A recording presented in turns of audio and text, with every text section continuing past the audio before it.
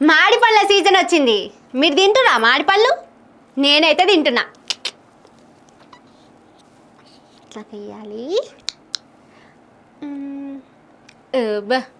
బా ఏందన్నా ఈ మాడి పండు టేస్టే లేదు అన్న. నాకు ఇది వద్దన్న, వేరే మంచి పండు చూసి. మాడి పండు తినాలే, ఆరోగ్యానికి మంచిది. సరేనా? తింటున్నా. అబ్బో చిచ్చి, ఏందన్ని ఇట్లున్నాయి పండ్లు అన్నా. అటు పడేసి మంచి మక్కింది, మంచి పండు వండిన మాడిపండి నాకు. సరేనా?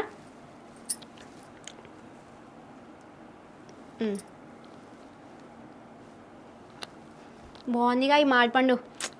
మనం ఏం తిన్నా ఈ నెల రోజులే, తర్వాత తిందామన్నా దొరకాయి. సరేనా?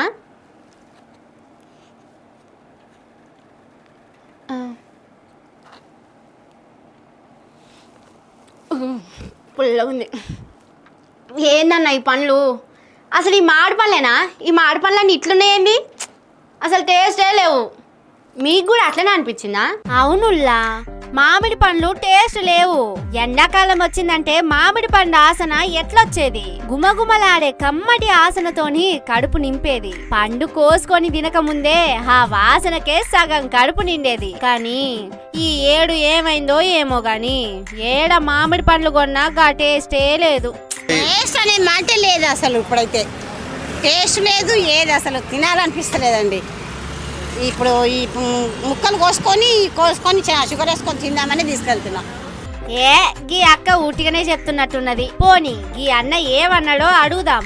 ఓ అన్న, మామిడి పండ్లు మంచిగా ఉన్నాయానే? టేస్ట్ ఉన్నాయా? మరి మామిడి పండు తిన్న ఫీలింగ్ అసలేదు, అప్పుడు ఉన్నంత టేస్ట్ లేదంటారు, నిజమేనా? అది వాస్తవమే. చాలా మటుకు అయితే ఇవాళ రేపు ఏంటంటే కచ్చికాయలను కూడా కార్బోనేట్ చేసి చేస్తుర్రు. కానీ చాలా కొన్ని చావలలో మనకు మంచి క్వాలిటీ దొరుకుతాయి అలా. ఎండాకాలం వచ్చిందంటే గిరాకీ కూడా ఫుల్ గుంటుండే. మరి ఈ ఏడు ఎట్లుందన్న గిరాకీ?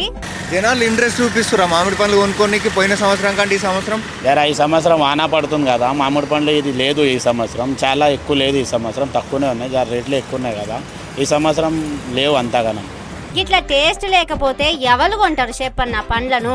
మరెందుకు మామిడి పండ్లు కమ్మగలేవంటే, చెట్టు పెట్టిన కాడ నుంచి కాయను మక్కించేదాకా అన్ని మందులేనాయే. గదేందో కార్పెట్ వేస్తారంట పాడుగాను. దాంతోని మక్క పెట్టిన పండ్లను తింటే క్యాన్సర్ రోగం కూడా వస్తదట. నువ్వు చూసుకొని తినుర్రి.